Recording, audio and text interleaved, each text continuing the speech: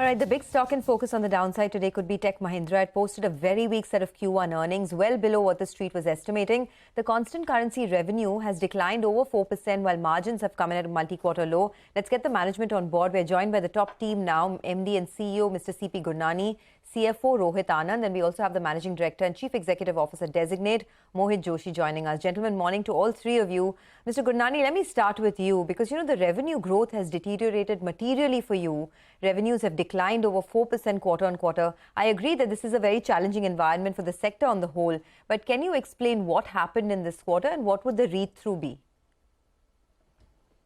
I know it's been a very tough quarter. I know this is in a lot of ways, minus 9.4% quarter-on-quarter growth, degrowth with CME clearly shows that many of the transformative deals have hit sudden breaks.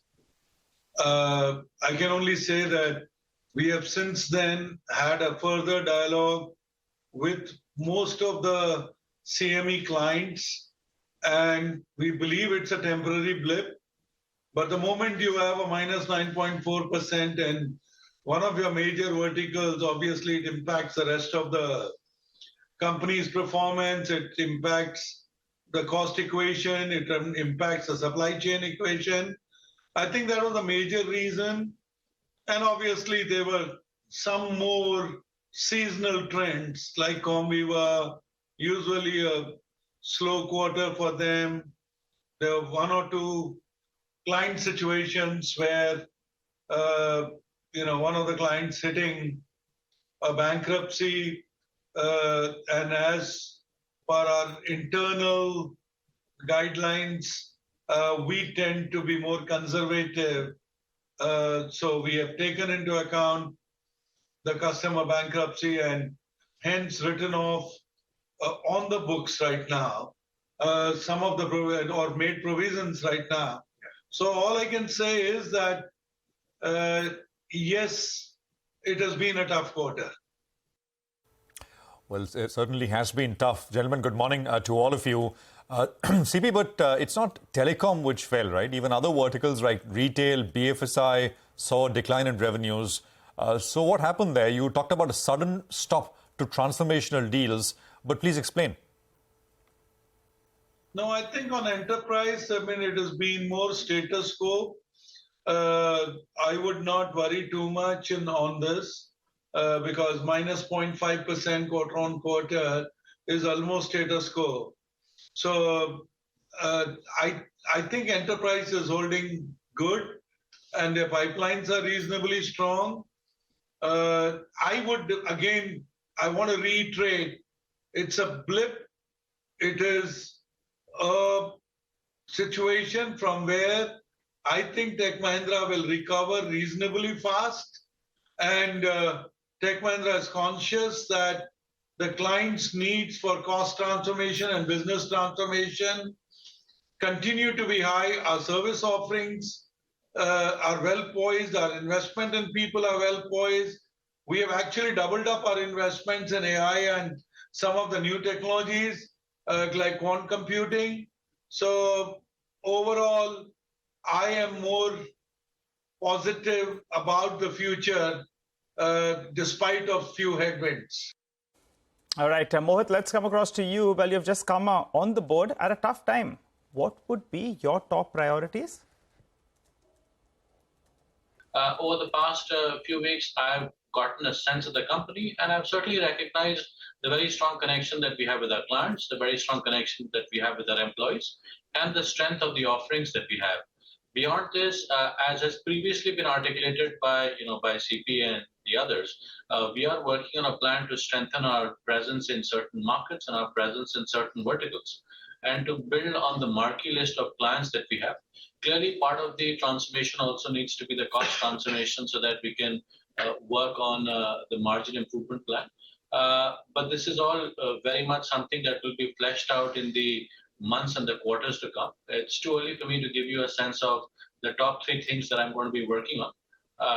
It's only been 5 to 6 weeks. Okay.